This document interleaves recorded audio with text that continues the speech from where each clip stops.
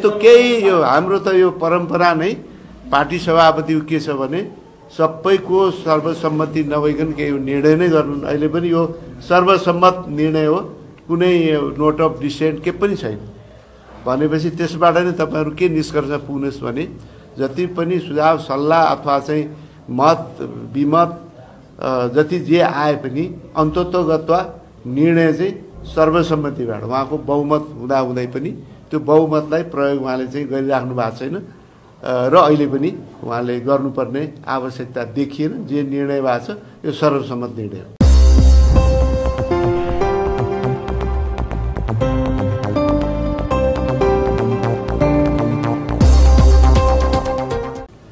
आज नेपाली कांग्रेस पार्टीको जुन बैठक 5 दिनदेखि चलिआएको थियो, यो 6औं दिन हामीले विभिन्न निर्णय सहित निष्कर्षमा हामी पुगेका छौं। तपाईहरुलाई म पार्टी केन्द्रीय समितिले पारित गरेका प्रस्तावहरू यहाँहरु समक्ष म प्रस्तुत गर्न चाहन्छु। 1 पार्टी उपसभापति एवं स्थानीय निर्वाचन केन्द्रीय परिचालन समितिका संयोजक श्री पूर्णबहादुर खड्काद्वारा केन्द्रीय कार्य समिति बैठकमा प्रस्तुत स्थानीय तह निर्वाचन केन्द्रीय परिचालन समिति प्रतिवेदन र पार्टी प्रवक्ता एवं स्थानीय तह निर्वाचन केन्द्रीय प्रचार प्रसार समितिका संयोजक डाक्टर प्रकाश शरण महतद्वारा प्रस्तुत स्थानीय तह निर्वाचन केन्द्रीय प्रचार प्रसार समितिको प्रतिवेदन उपर केन्द्रीय कार्य समितिको बैठकबाट प्राप्त सुझावलाई समावेश गरी उक्त दुवै प्रतिवेदनहरूलाई अनुमोदन गर्ने निर्णय गर्यो। 2 सदस्यता व्यवस्थापन केन्द्रीय समिति, केन्द्रीय अनुशासन समिति र केन्द्रीय लेखा समितिका सम्बन्धमा क नेपाली कांग्रेसको विधान 2017 संशोधन सहितको धारा 49 क बमोजिम पार्टी सभापति श्री शेरबहादुर देउवाद्वारा तोकिनुभएका पार्टीका महामन्त्री श्री गगन कुमार थापा संयोजक रहनुभएको सदस्यता व्यवस्थापन केन्द्रीय समिति गठन गर्ने। ख नेपाली कांग्रेस विधान 2017 संशोधन सहितको धारा 34(7) बमोजिम केन्द्रीय सदस्य श्री आनन्द प्रसाद ढुङ्गानाको संयोजकत्वमा केन्द्रीय अनुशासन समिति गठन गर्ने। ग नेपाली कांग्रेसको विधान 2017 संशोधन सहितको धारा 38 क बमोजिम पार्टी सभापति श्री शेरबहादुर देउवाद्वारा प्रस्ताव गरिनुभएका पार्टी केन्द्रीय कार्य समिति सदस्य श्री श्याम कुमार घिमिरे संयोजक रहनुभएको केन्द्रीय लेखा समिति गठन गर्ने। सभापतिले आवश्यक परामर्श गरी उपरोक्त समितिहरूलाई पूर्णता प्रदान गर्ने। 3 नयाँ भातृ संघ एवं शुभेच्छुक संस्थाहरूलाई मान्यता दिने सम्बन्धमा क नेपाली कांग्रेसको विधान 2017 संशोधन सहितको धारा 42(1) क बमोजिम 1 लोकतान्त्रिक आदिवासी जनजाति संघ महासंघ नेपाल, 2 नेपाल थारू संघ, 3 नेपाल लोकतान्त्रिक खेलकुद संघलाई नेपाली कांग्रेसको भातृ संघको मान्यता प्रदान गर्ने। यसअघि नै पार्टीको भातृ संघको रूपमा मान्यता प्राप्त गरिसकेका नेपाल राष्ट्रिय मगर संघ, नेपाल तामाङ संघ तथा शुभेच्छुक संस्थाको रूपमा मान्यता प्राप्त गरिसकेका नेपाल लोकतान्त्रिक शेर्पा संघ, नेपाल कुमाल संघ, लोकतान्त्रिक नेवा खल, लोकतान्त्रिक आदिवासी जनजाति महासंघ नेपाल अन्तर्गत आबद्ध संघको रूपमा रहनेछ। अबदेखि आदिवासी जनजाति भित्र रहेका अन्य जात जातिहरू थारू बाहेकको आबद्ध संघ महासंघले गठन गर्न सक्नेछ।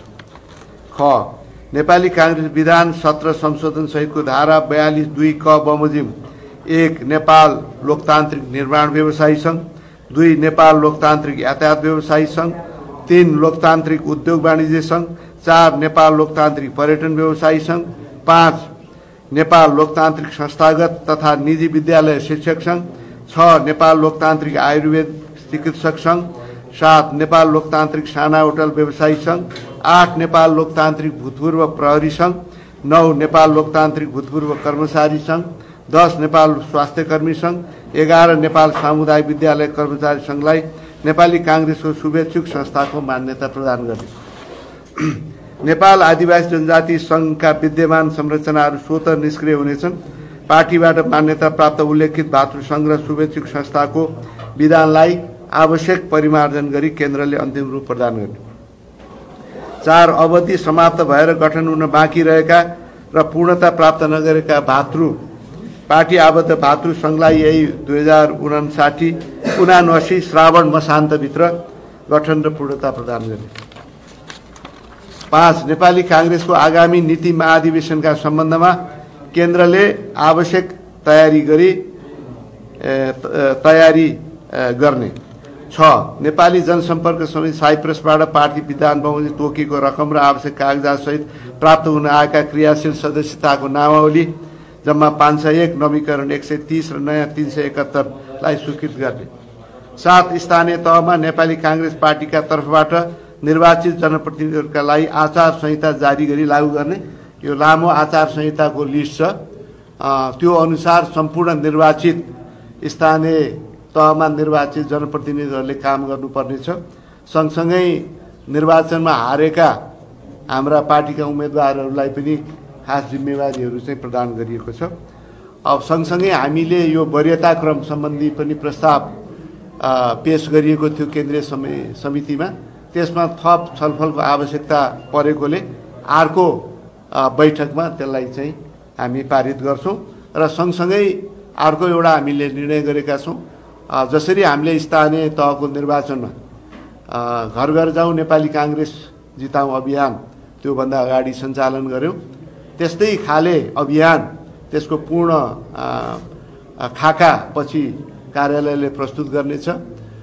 तर हामी भाद्र 2 गतेदेखि भाद्र 24 गतेसम्म त्यो अभियान सञ्चालन गर्ने पनि पार्टीले निर्णय गरेका छौँ। 8. अब धन्यवाद प्रस्ताव। नेपाली काङ्ग्रेसको नेतृत्वमा रहेको सरकारले स्थानीय निर्वाचन व्यवस्थित र निष्पक्ष रूपले एकै चरणमा सम्पन्न गराएकोमा केन्द्रीय कार्य समितिको बैठक प्रधानमन्त्री शेरबहादुर देउबा र उहाँको मन्त्री परिषदको उच्च कदर गर्दै हार्दिक धन्यवाद ज्ञापन गर्दछु। साथै यो बैठक निर्वाचन आयोग, निर्वाचनमा खटेका कर्मचारी एवं सम्पूर्ण सुरक्षा निकाय, सञ्चार क्षेत्र लगायत सबैको मेहनत र दक्षताको उच्च प्रशंसा गर्दछु। 9. सम्मान र बधाई ज्ञापन प्रस्ताव। स्थानीय निर्वाचनमा उत्साहपूर्वक सहभागी भएर मुलुकको लोकतान्त्रिक प्रणालीलाई अझ मजबुत बनाउन योगदान गर्ने सम्पूर्ण नेपाली दिदीबहिनी दाजुभाइमा यो बैठक बधाई ज्ञापन गर्दछु। आफ्नो अमूल्य मत मार्फत नेपाली काङ्ग्रेसलाई पहिलो दल बनाउन हुने समस्त मतदाताहरूमा यो बैठक हार्दिक आभार प्रकट गर्दै मतदाताको त्यो विश्वासलाई सदैव सिरोपर गर्ने प्रण नेपाली काङ्ग्रेस गर्दछ।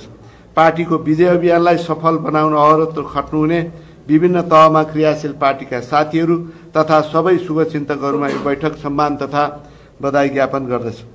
10. चुनावी तालमेल सम्बन्धमा 2079 वैशाख 30 गते सम्पन्न स्थानीय तहको निर्वाचनमा स्थानीय अवस्था र आवश्यकताका आधारमा 5 दलीय गठबन्धनमा सहभागी हुने निर्णय पार्टीले गरेको थियो। यही निर्णयका आधारमा कतिपय स्थानीय तहमा गठबन्धन सहित हामी निर्वाचनमा भाग लियौँ। नेपाली काङ्ग्रेस केन्द्रीय समितिको यो बैठक समग्रमा गठबन्धन सहित प्राप्त परिणामप्रति सन्तोष व्यक्त गर्दछु। वैशाख 30 गते सम्पन्न स्थानीय निर्वाचनबाट पहिलो दल बनेको नेपाली काङ्ग्रेसलाई आसन्न प्रतिनिधि सभा तथा प्रदेश सभाको निर्वाचनमा स्पष्ट बहुमततर्फ लक्षित गराउँदै संविधानको रक्षा र लोकतन्त्रको थप सुदृढीकरण गर्दै जनताको समुन्नतिको सपनालाई स्थिर सरकार मार्फत सम्बोधन गर्नका लागि केन्द्रीय कार्य समितिको यो बैठक सत्ता गठबन्धनमा रहेका दलहरूसँग संवाद गरी चुनावी तालमेल गरेर अघि बढ्ने निर्णय गर्दछ। यसरी गठबन्धनमा रहेका दलहरूका बीचमा तालमेल गर्दा संविधानको कार्यान्वयन, आर्थिक सामाजिक रूपान्तरण र वैदेशिक सम्बन्ध लगायतका विषयमा न्यूनतम साझा धारणा निर्माण गर्दै आम नेपाली जनतालाई 5 वर्षमा स्थिर सरकार मार्फत जनताको जीवनस्तरमा गुणात्मक सुधार ल्याउने स्पष्ट कार्यक्रमको खाकासहित आम निर्वाचनमा नेपाली काङ्ग्रेस प्रस्तुत हुनुपर्दछ भन्ने ठहर यो बैठक गर्दछ। साथै तालमेल गरिरहँदा नेपाली काङ्ग्रेसको मुख्य नेतृत्वदायी भूमिका रहेको यथार्थ सांगठनिक वस्तुस्थिति तथा पार्टी पंक्ति एवं शुभेच्छुकको भावनालाई दृष्टिगत गर्दै गठबन्धनमा रहेका दलहरूसँग संवाद मार्फत निष्कर्षमा पुग्ने निर्णय यो बैठक गर्दछ। 11. सरकारलाई सुझाव तथा ध्यानाकर्षण। संविधानको रक्षा गर्न र लोकतान्त्रिक संस्थाहरूमाथि आक्रमण रोक्नका निमित्त विशेष परिस्थितिमा नेपाली कांग्रेस नेतृत्वमा गठन भएको 5 दलीय गठबन्धनको वर्तमान सरकारले आफ्नो कार्यकालको 1 वर्ष पूरा गरेको छ। संविधानलाई ट्र्याकमा ल्याउँदै क्रमशः कोभिड खोप व्यवस्थापन, एमसीसी अनुमोदन र स्थानीय तहको निर्वाचन लगायतका महत्त्वपूर्ण काममा सरकारले निर्वाह गरेको भूमिकाको यो बैठक प्रशंसा गर्दै बधाई ज्ञापन गर्दछ।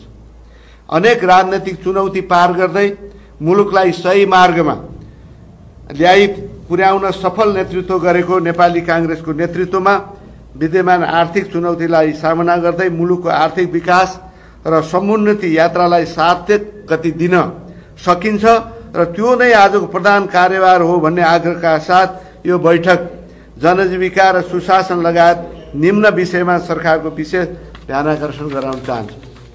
क पूर्ववर्ती सरकारले संविधानको मर्म विपरीत संवैधानिक परिषद सम्बन्धी अध्यादेश लगायत विविध विषयमा ल्याएका प्रस्ताव र निर्णयहरूका विरुद्ध नेपाली कांग्रेस उभिएको स्मरण गर्दै महत्त्वपूर्ण कानुन बनाउँदा र निर्णय गर्दा संविधानको मर्म र भावनाको अनुरूप हुने गरी सरकारले निर्णय लिने कुरामा नेपाली कांग्रेस विश्वास गर्दछ।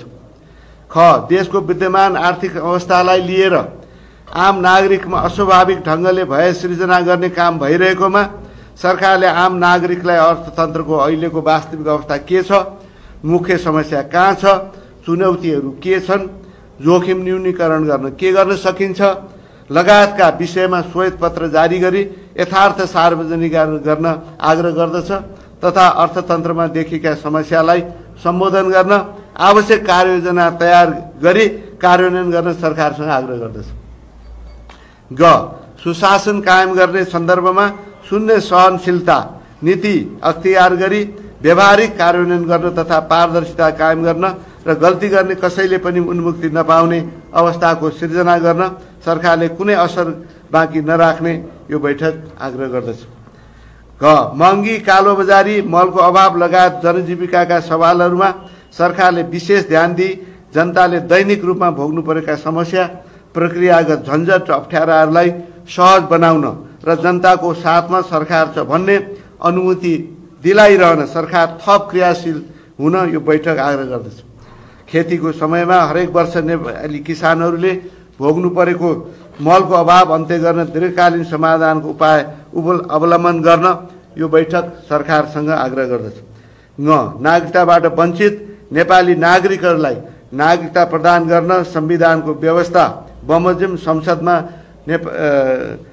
वर्तमान सरकारद्वारा प्रस्तुत नागरिकता सम्बन्धी विधेयकलाई संसदबाट पारित गर्न सरकारको ध्यानाकर्षण गराउँदछ। विविध विषयमा सम्भावित प्राकृतिक विपत्तिप्रति सतर्कताको अपिल छ। हरेक वर्ष वर्षाको समयमा बाढी, पहिरो जस्ता प्राकृतिक विपत्तिमा परेको जनताको ठूलो क्षति हामी बेहोर्दै आएका छौँ, जनधनको क्षति बेहोर्दै आएका छौँ। यो बैठक तिनै तहको सरकारलाई विपत्तिसँग जुझ्न सम्पूर्ण तयारी समयमा गर्न आग्रह गर्दै सम्भाव्य प्रभावित क्षेत्रका नागरिकलाई सजग गराउँदै आवश्यक सहयोग र सेवाको समन्वयका लागि स्थानीय पार्टी पङ्क्तिलाई समेत सतर्क रहन अपिल गर्दछ। त्यस्तै गरेर श्रीलङ्काको स्थितिप्रति छ हाम्रो। मित्र राष्ट्र श्रीलङ्काले गम्भीर आर्थिक सङ्कट बेहोरिरहेको घटनालाई यो बैठकले संवेदनशीलतापूर्वक लिएको छ। यो प्रतिकूल स्थितिबाट श्रीलङ्कालाई बाहिर ल्याउन विकसित राष्ट्रहरू र अन्तर्राष्ट्रिय वित्तीय संस्थाहरूलाई यो बैठक अपिल गर्दछ। दक्षिण एसियाली क्षेत्रीय सहयोग सङ्गठन सार्कको अध्यक्ष राष्ट्रका रूपमा नेपालले अन्य सबै देशका श्रीलङ्का र त्यहाँका नागरिकले भोग्नु परेको पीडामा हर सम्भव सहयोग र समन्वयका लागि अग्रसरता लिन आग्रह गर्दछ। जापानका पूर्व प्रधानमन्त्रीको निधनप्रति श्रद्धाञ्जली निर्णय छ। मित्र राष्ट्र जापानका पूर्व प्रधानमन्त्री सिन्जो आबेको हिंसात्मक आक्रमणमा निधन भएकोमा यो बैठक गहिरो दुःख व्यक्त गर्दै घटनाको निन्दा गर्दछ। आबेलाई हामी नेपाल र नेपालको एक असल मित्रको रूपमा सदैव सम्झिनेछौँ। उहाँको परिवार, जापान सरकार र जापानी जनताप्रति गहिरो संवेदना व्यक्त गर्दै यो बैठक उहाँप्रति भावपूर्ण श्रद्धाञ्जली व्यक्त गर्दछ। साथै यो स्थानीय निर्वाचनको दौरानमा स्याङ्जामा मतदान गर्ने आउने क्रममा यो के अरे बाटोमै गाडी दुर्घटना भएर जुन ठुलो सङ्ख्यामा नागरिकहरू त्यहाँका मतदाताहरूको निधन भयो, त्यसका प्रति पनि हामी गहिरो दुःख केन्द्रीय समितिले व्यक्त गरेका छ र परिवारप्रति हार्दिक श्रद्धाञ्जली मृतकप्रति हार्दिक श्रद्धाञ्जली र परिवारप्रति हार्दिक समवेदना व्यक्त गर्ने निर्णय पनि पार्टी बैठकले आज गरेको छ। सँगै अन्य विभिन्न कारणले यस बीचमा दिवंगत हुनुभएका पार्टीका महत्त्वपूर्ण नेता साथीहरू, अन्य महत्त्वपूर्ण व्यक्तिहरूको निधनमा पनि गहिरो समवेदना पार्टीले व्यक्त गरेका छ। समग्रमा यी विषयवस्तुलाई पार्टीको केन्द्रीय समितिले आज समग्रमा सबै विषयलाई समेटेर पारित गरेका छ र अब हाम्रो सम्पूर्ण ध्यान आउने निर्वाचनमा पार्टी केन्द्रित हुन्छ, त्यसको लागि आवश्यक तयारीमा केन्द्रित हुन्छ। गठबन्धन मा रहेका दलहरूसँग वार्ता मार्फत तालमेलमा पुग्ने, निष्कर्षमा पुग्ने कुरामा पार्टी केन्द्रित हुन्छ र समग्रमा नेपाल सरकार, नेपाली काङ्ग्रेसको नेतृत्वको सरकार, पार्टीले जुन चाहिँ एउटा आग्रह गरेका छ, ध्यानाकर्षण गरेका छ, विश्वास व्यक्त गरेका छ, अझ जनताप्रति केन्द्रित भएर जनता नै सर्वोपरि हो र जनताको चासो, चिन्ता, पीर मर्काप्रति सदैव केन्द्रित रहेर हाम्रो नेतृत्वको सरकारले काम गर्नेछ भन्ने कुरा पनि यो बैठकमा आएको छलफलको आधारमा हामी निष्कर्षमा पुगेका छौँ। अहिले अब नीति अधिवेशन चाहिँ हाम्रो यो जुन गत अधिवेशन भयो, पार्टीको राष्ट्रिय महाधिवेशन, त्यो महाधिवेशनको समयमा जुन निर्वाचन आयोगमा हामीले समयमै यो अधिवेशन सम्पन्न गरेर त्यहाँ दर्ता गर्नुपर्ने थियो, समयको सीमाले गर्दाखेरि जुन विभिन्न प्रस्ताव उप प्रतिनिधिहरूले, महाधिवेशन प्रतिनिधिहरूले छलफल गर्ने हाम्रो परम्परा थियो, त्यो पुरा हुन सकेन र सिधै हामी निर्वाचनमा गयौँ। त्यसो हुनाले त्यसै बखत हामीले यो नीति सम्बन्धी जति पनि प्रस्तावहरूमा छलफल हुन्थ्यो त्यो छलफल गर्न चाहिँ पछि हामी त्यस्तो छलफल गराउने भनेर निर्णय गरेका थियौँ। त्यही अनुरूप आजको बैठकले के निर्णय गर्यो भने त्यसको लागि आवश्यक तयारी गर्ने, कहिले कसरी भन्ने आवश्यक तयारी गर्ने भन्ने अहिलेको निर्णय छ। त्यो अनुसार केन्द्रीय कार्यालयले त्यसको तयारी गर्छ, आवश्यक खाका तयार गर्छ।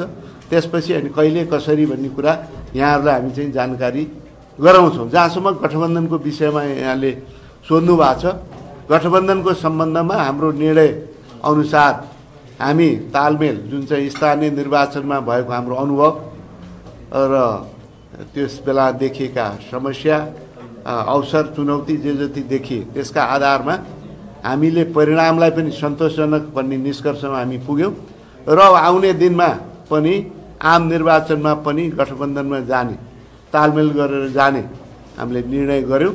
अब त्यही निर्णय अनुरूप हामी यो छलफल प्रक्रिया अन्य दलहरूसँग सुरु हुन्छ र त्यसमा पनि अब हामीले स्पष्ट भनेका छौँ, यो समग्र वस्तुस्थिति, हाम्रो पार्टीका आम समर्थक शुभचिन्तकहरूको भावना सबैलाई दृष्टिगत गरेर यो परिणामलाई पनि आधार बनाएर हामी छलफलमा जान्छौँ र त्यसको चाहिँ विस्तृत खाका त पार्टी नेतृत्वले आवश्यक छलफल गरेर चाहिँ तयार गर्छ र त्यो छलफलमा पार्टीको नेतृत्व प्रस्तुत हुन्छ। त्यो चाहिँ अहिले त्यसको कुनै टुङ्गो लागेको छैन।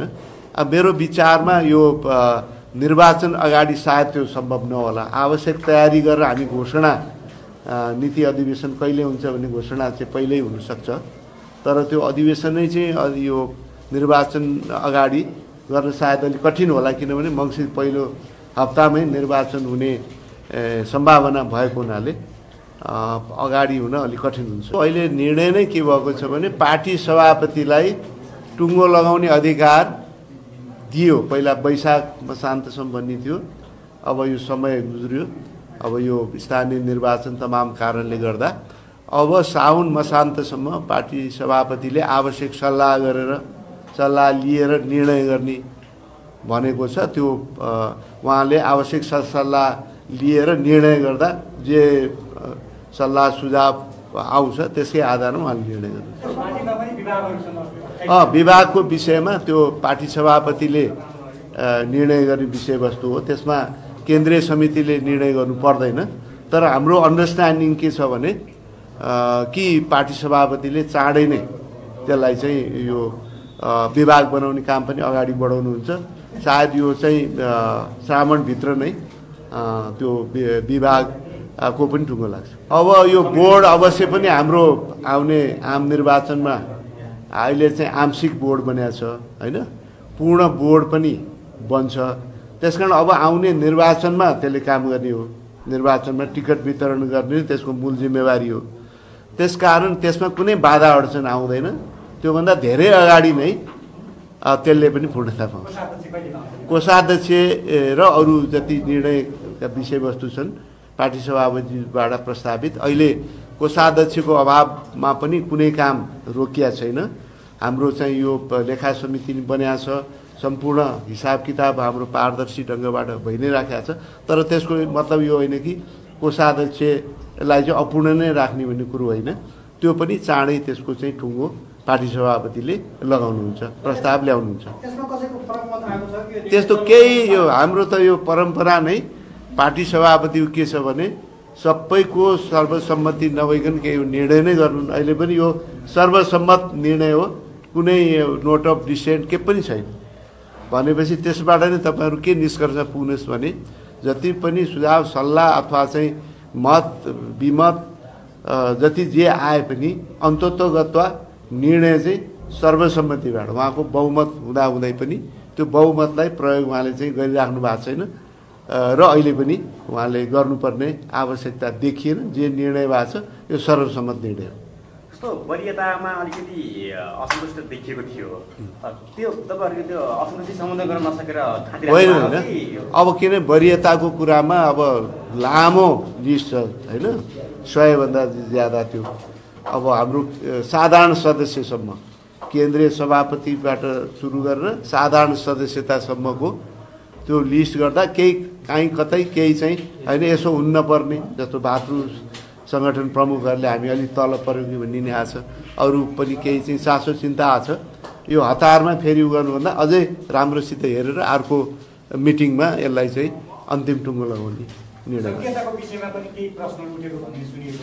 होइन। विविध विचारहरू आएको थिए, विचार त धेरै विचारहरू आउँछन्, आफूलाई लागेका कुराहरू अवश्य पनि राख्ने स्वतन्त्रता सबै साथीहरूलाई छ। विविध खाले विचार आए, तर अन्ततोगत्वा यो निर्णयमा समावेश गर्ने र सर्वसम्मत गर्ने निर्णय चाहिँ यिनै हुन् भन्ने निष्कर्षमा केन्द्रीय समिति पुग्यो। सधैँ इतिहास दोहोरिन्छ भन्ने छैन। त्यसमा अब हाम्रो तर्फबाट पनि अप्ठ्याराहरू थिए त्यो बेला, उहाँहरूबाट पनि अप्ठ्यारा भए। अहिले हामीले स्थानीय निर्वाचनमा यो सफलतापूर्वक यो गठबन्धन तालमेललाई अगाडि बढायौँ। त्यसको निष्कर्षलाई नै हामीले सन्तोषजनक मान्यौँ। अन्य दलहरूले पनि माओवादी दल लगायतले पनि यसलाई सन्तोषजनक ठान्नुभयो र फेरि गठबन्धनकै हिसाबले जानुपर्छ भनेर शीर्ष नेताहरूको बैठकको पनि निष्कर्ष छ। भनेपछि अहिलेको अनुभव सकारात्मक छ। त्यसैलाई टेकेर अब आउने आम निर्वाचनमा पनि तालमेल गरेर जानुपर्छ भन्ने भावना सबै दलहरू बिचमा छ। अब व्यक्तिगत रूपमा कसले के भन्छ त्यो महत्त्वपूर्ण होइन। महत्त्वपूर्ण कुरो के हो भने संस्थागत रूपमा दलहरूको धारणा के छ, नेतृत्वको धारणा के छ, त्यो चाहिँ महत्त्वपूर्ण छ। र नेतृत्वको धारणा हेर्दा सबैले के महसुस गरेका छन् भने यही गठबन्धनलाई आउने निर्वाचनमा आम निर्वाचनमा निरन्तरता दिनुपर्छ भन्ने उहाँहरूको पनि निष्कर्ष छ। त्यसैलाई टेकेर अब हामी चाहिँ अगाडि बढ्दैछौँ। अब वास्तविक रूपमा अब हामी तालमेल गर्दा कसरी जाने, कुन सिट के गर्ने भन्ने विषय जटिल विषय हो अवश्य पनि, त्यो सहज विषय होइन।